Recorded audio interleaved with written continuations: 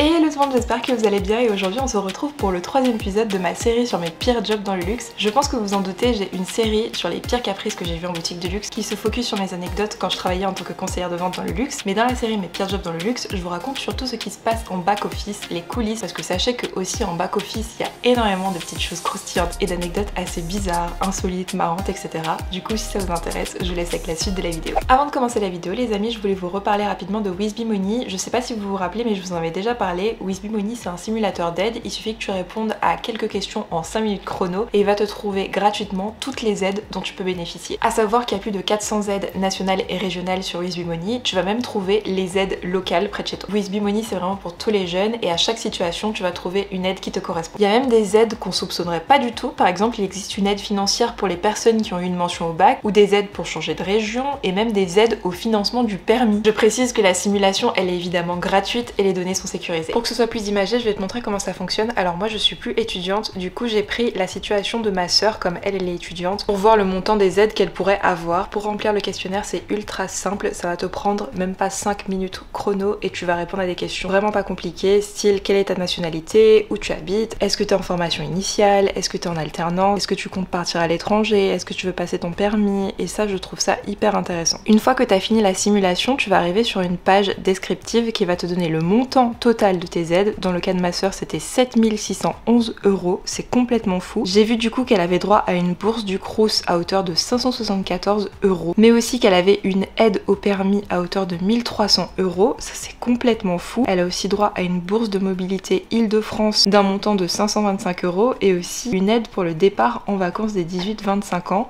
à hauteur de 50 € par an. Donc voilà, comme vous l'avez vu c'est super simple et pratique. Je vous avais déjà parlé de WizBeMoney, j'aurais trop aimé moi connaître un site comme ça quand j'étais étudiante parce que c'est bien après que j'ai réalisé que j'aurais pu avoir pas mal d'aides. Du coup voilà, si t'es étudiant et que t'as besoin d'un petit coup de pouce, n'hésite surtout pas à cliquer sur le lien qui est en barre d'infos, comme ça tu pourras tester ton éligibilité aux différentes aides. Et merci beaucoup à WizBeMoney d'avoir sponsorisé cette partie de la vidéo. Du coup c'est parti, première anecdote, je travaillais au siège d'une grande maison de luxe internationale. Moi j'avais un poste au sein du showroom. Les sièges des maisons de luxe c'est des sièges qui sont quand même assez grands. Du coup t'as le pôle presse, marketing, communication, etc. etc. Le showroom c'est l'endroit où les acheteurs vont venir chercher les collections pour les implanter dans les grands magasins. C'est aussi l'endroit où les personnes importantes pour la maison peuvent venir chercher des sélections d'articles, etc. Donc voilà, le showroom c'est quand même une partie clé du siège. Comme je vous disais, moi je travaillais donc dans la partie showroom, au pôle showroom, mais pendant une semaine j'avais été affectée au secteur presse communication. Ça je vous l'avais expliqué dans la partie 2 de ma vidéo. D'ailleurs si vous l'avez pas vu, je vous la mets dans le petit ici, mais je vous avais expliqué que pendant une semaine j'avais été affectée à la presse parce que du coup moi j'étais encore étudiante et du coup quand t'as un contrat qui est pas CDI, souvent on te fait bouger, mais c'était aussi surtout parce qu'ils étaient en sous-effectif. Et comme moi ils savaient que j'avais une formation marketing, communication, etc., que j'avais des cours qui étaient basés autour de ça, ils savaient que j'aurais pu gérer en fait. Et pendant cette semaine assez mouvementée, si vous voulez savoir pourquoi elle est mouvementée, n'hésitez surtout pas à aller voir la partie 2 parce que je vous explique ce qui s'était passé aussi pendant cette semaine-là. Pendant cette semaine où du coup je travaillais avec le service presse, communication, etc., l'une de mes missions donc ce jour-là, c'était de valider une sélection d'articles qui avait été réservée pour une personnalité. Pourquoi j'ai une personnalité? C'est parce que je peux pas en dire trop, mais c'était pas genre une star, je sais pas comment expliquer, mais c'était une personnalité quoi. Je devais donc valider la sélection pour cette personnalité. En fait comment ça se passait, c'est que j'avais donc un responsable qui m'avait fait une présélection de plein d'articles que moi je pouvais proposer à la personnalité, son styliste, etc.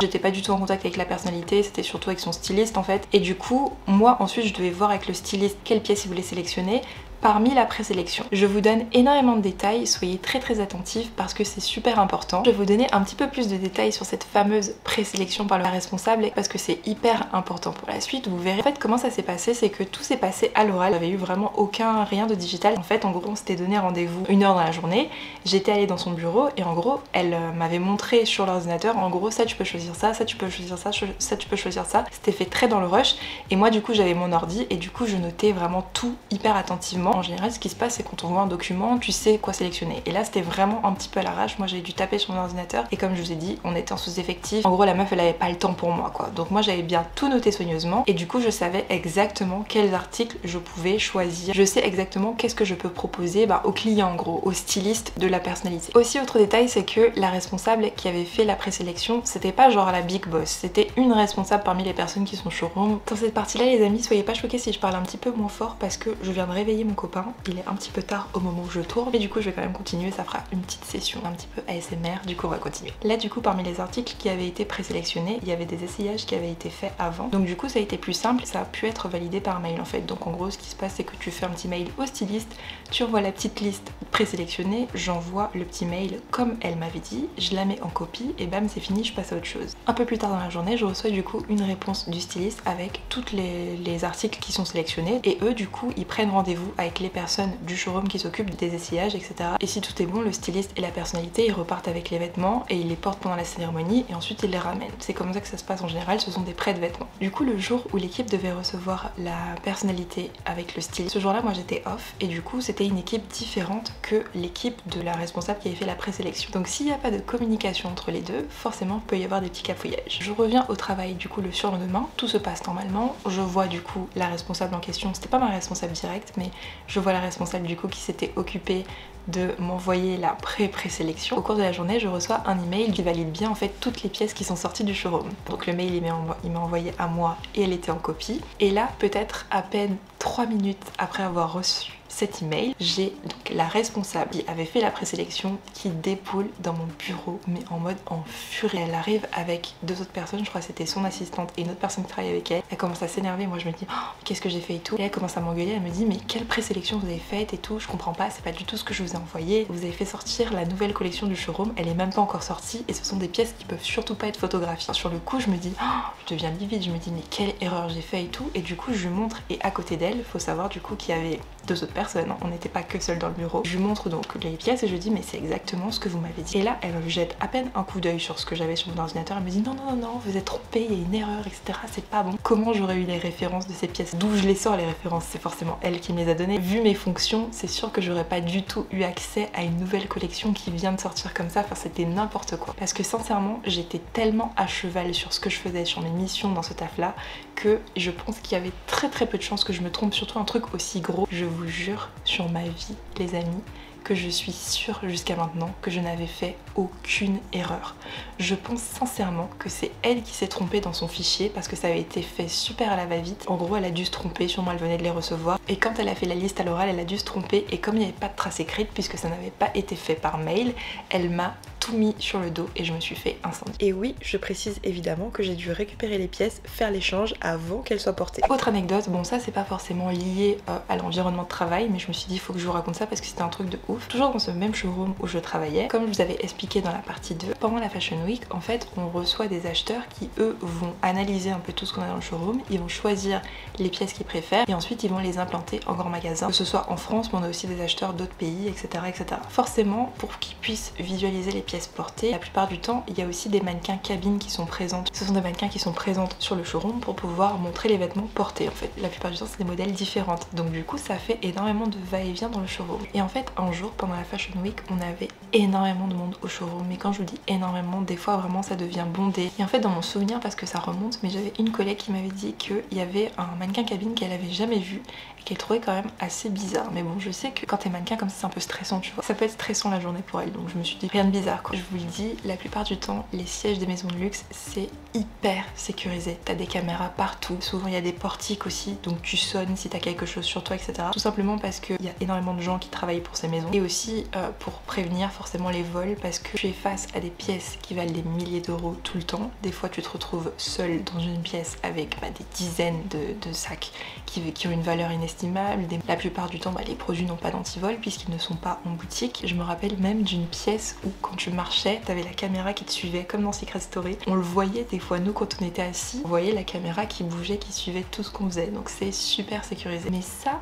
les personnes extérieures qui ne travaillent pas au sein du siège ne savent pas forcément où sont toutes les caméras et du coup peuvent se dire ah bah tiens il y a un article sans étiquette, peut-être que je peux le voler. Et en fait c'est ce qui s'est passé avec une mannequin cabine ce jour-là. En fait la fille elle faisait pas partie du tout du listing donc je sais pas du tout comment elle était entrée. Je pense que les vigiles ils ont vu une grande fille fine arriver, ils l'ont laissé passer et en gros elle était pas du tout sur le listing. En fait elle est partie avant tout le monde et sur les caméras ils ont vu qu'elle avait réussi à voler un manteau. En fait elle est partie carrément avec le manteau sur elle, enfin c'est un truc de ouf. Elle a dû faire croire qu'elle avait fini ce qu'elle a à faire. Faut savoir savoir aussi que les mannequins, souvent elles sont rémunérées effectivement, mais elles ont aussi des giftings, donc en fait la maison leur offre des produits. Donc ça peut paraître plausible aussi ça pour la sécurité, mais c'était un truc de dingue parce que malgré toutes les sécurités, elle avait réussi à s'enfuir. Enfin, s'enfuir, elle est partie vraiment comme ça, genre sur les caméras. Moi j'avais pas vu les caméras, c'est mes collègues qui m'avaient raconté. Mais en gros, elle est vraiment partie avec un produit de la marque, genre avec un manteau comme ça, enfin la volée au siège quoi, c'est un truc de ouf. Ça c'est vraiment une petite anecdote courte mais ça m'avait marqué de ouf. Quand je travaillais pour cette marque là, tout le monde était super bien sapé etc. Donc je faisais vraiment un effort. Autant vous voyez dans mes vidéos, je suis souvent habillée très simple etc. Autant à cette époque là, je faisais vraiment un effort de ouf. Genre j'essayais de m'habiller hyper bien. Mon plus, je pense que sans me vanter, j'ai un bon oeil pour les accessoires, je kiffe les sacs, je kiffe les chaussures, etc. Et à ce poste, c'est vrai que j'avais ma petite notoriété de style, j'avais beaucoup de compliments. Et du coup, je suppose que malgré moi, ça avait fait un petit tour des bureaux. Et en fait, un jour, j'ai une responsable qui vient me voir, donc c'était même pas ma responsable directe, c'était la responsable d'un autre pôle. Elle vient me voir et elle me dit oui, est-ce que tu peux venir dans mon bureau, je voulais m'entretenir avec toi. Donc du coup, moi je me dis oula, il y a un problème. Là, je vois son ordinateur ouvert sur la page des ventes privées de l'entreprise. Les ventes privées du personnel, soit c'est physique, donc tu dois te rendre sur un lieu, faire la queue, etc. Ou sinon c'est digital. On te donne un accès à un intranet où tu peux acheter tes produits. Et là en fait dans cette marque pour laquelle je travaillais, les ventes privées c'était via un intranet, mais faut savoir que je n'avais pas le droit, comme moi j'étais pas en CDI, il y a des marques où j'avais le droit mais celle-ci j'avais pas le droit d'avoir accès aux ventes privées. Sur le coup je me dis trop bien en fait, elle va me proposer de choisir des articles etc. Et surtout qu'à ce moment là moi je n'avais pas encore discuté, je venais de commencer et j'avais pas encore abordé le thème des ventes privées. Quand t'es pas en CDI, c'est un peu, des fois c'est un peu touchy d'en parler quand tu viens d'arriver. Et là je me dis mais super en fait, son ordinateur ouvert dessus, elle a vu que je m'habillais bien, que je faisais des efforts, que j'étais gentille, elle va me proposer sûrement de faire mon compte etc. Elle me dit oui, donc comme tu le sais il y a les ventes privées du personnel qui vont commencer bientôt. Et moi je me dis oui je sais, justement j'attendais qu'on m'en parle. Elle me dit oui, bah voilà, alors du coup je sais que t'as bon goût, est-ce que tu pourrais m'aider à faire ma sélection que je vais choisir sur le site des ventes privées? Ça ne rentrait même pas dans le cadre de mon travail, je travaillais même pas pour elle, mais même si je travaillais pour elle c'était même pas une mission. Mais j'ai dit oui, en plus qu'est-ce que vous voulez que je dise? Je ne savais même pas répondre non de manière professionnelle, donc je lui ai dit oui.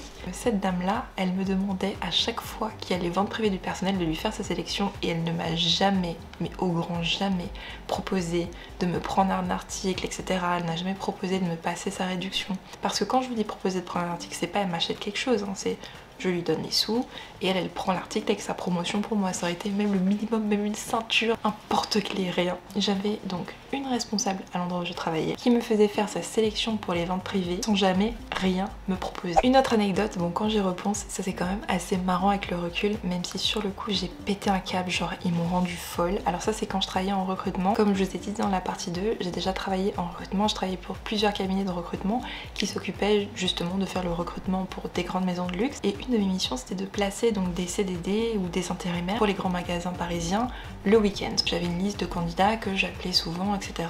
Une grande partie de mon travail c'était de faire passer des entretiens pour les grands magasins. Je pense que vous savez comment ça se passe en intérim, ça se passe souvent très dernière minute. Ça veut dire qu'on va t'appeler 2 jours avant, des fois même le jour même ou la veille pour savoir si tu peux venir travailler. Et du coup cette semaine là on n'était pas sûr, on n'avait pas eu de confirmation du grand magasin et ils nous ont dit vraiment au dernier moment écoutez est-ce que vous pouvez nous trouver plusieurs intérimaires pour le samedi. Ils nous demandent ça du coup le vendredi matin. Donc moi j'ai passé tout mon vendredi à chercher du coup des intérimaires, des personnes qui seraient disponibles pour venir travailler le fameux samedi. Parmi toutes les personnes que je mettais le week-end, il y avait forcément des gens avec qui j'étais plus souvent en contact, que je mettais plus souvent dans certaines entreprises parce que je les trouvais plus ou moins sérieux. Il y avait un étudiant que souvent je mettais dans un grand magasin. Donc là je l'appelle, il travaillait là quasiment tous les samedis. C'est vrai que c'était un petit peu juste mais je l'appelle donc le vendredi matin. Est-ce que vous pensez que vous pourriez vous rendre disponible pour demain, pour tel stand, comme d'habitude, telle heure, etc. Il me dit oui pas de souci etc. Je suis disponible, je serai sur le stand, pas de problème. Je finis de placer toutes les personnes, donc ma liste est complète. Et puis le samedi, je travaille pas le samedi, hein. Je me réveille vers 11h, puisqu'on est samedi, mais je me réveille avec genre 15 appels en absence. Genre vraiment une bonne dizaine d'appels en absence. Et surtout, le truc qui te fait bader, en week-end, c'est de voir le numéro de ton boss. Donc je lui rappelle, il me dit ouais Jessie, est-ce que t'as fait des nouveaux recrutements sans me dire? Est-ce que t'as validé des nouveaux profils? Parce que je comprends pas. Tu m'avais envoyé une liste de profils parce qu'il validait les profils que j'envoyais. Il me dit tu m'avais envoyé une liste de profils et il y a une des personnes qui n'est pas sur notre listing. Donc je lui dis ah bon non j'ai pas fait de nouveaux recrutements, enfin c'est les mêmes personnes. Et je lui demande qui. Et là il me donne le nom de l'étudiant avec qui j'étais souvent en contact et que je trouvais très sérieux d'habitude. Et il me dit il est pas là en fait. C'est pas juste qu'il est pas là, c'est qu'il a envoyé quelqu'un d'autre à sa place. J'étais tellement choquée que je crois que j'ai eu envie de rigoler, mais je lui dis mais attends mais c'est un malade, et je lui dis mais t'es sûre et tout, il me dit ah non c'est pas la même personne, c'est pas du tout, c'est une autre personne. Il me dit essaie d'appeler le bon gars et de lui demander où il est parce qu'ils l'attendent et ils vont pas faire travailler quelqu'un qu'ils connaissent pas, surtout que c'est pas son nom sur le contrat. Pour les besoins de la vidéo on va l'appeler Bernard. Je lui dis oui bonjour Bernard, je lui dis vous êtes sûr que vous êtes bien au travail? Et là il y a un blanc. Je lui dis mais vous avez envoyé qui au travail? Je comprends pas. Il me dit non mais en fait je pouvais pas aujourd'hui, j'étais fatiguée, j'ai fait la fête hier soir, donc comme j'avais pas envie de faire faux bon j'ai envoyé mon pote. Alors je veux bien, c'était un bébé, il devait avoir quoi, il y a 19 ans à l'époque, mais quand même, à 19 ans tu sais, tu connais un peu les règles du travail, tu sais que s'il y a ton nom sur un contrat, même si les trucs intérimaires c'est une journée, tu as des petits contrats de une journée, t'envoies pas ton pote travailler à ta place. Et je l'ai plus jamais rappelé, j'ai plus jamais travaillé avec lui. Bon bah du coup voilà les amis, j'espère que vous avez aimé la vidéo, j'espère que vous avez aimé le petit ton un petit peu doux de la vidéo, parce que là j'ai pas le choix du coup puisque j'ai réveillé tout le monde dans la maison. Je pensais avoir le bon timing mais en fait mon appareil photo s'est déchargé la première fois que j'ai trouvé cette vidéo, parce que oui j'ai dû tourner la vidéo 2 fois. Donc voilà, en tout cas j'espère que ça a pu un petit peu vous détendre. En tout cas quant à moi j'espère que vous avez aimé la vidéo. Si c'est le cas n'hésitez surtout pas à la liker, à mettre un petit commentaire, à me suivre sur Instagram et TikTok. Merci à nouveau à WizBeMoney d'avoir sponsorisé le début de la vidéo. Toutes les informations sont en barre d'infos. Et puis quant à moi je vous fais plein de gros bisous et je vous dis à la prochaine pour une nouvelle vidéo.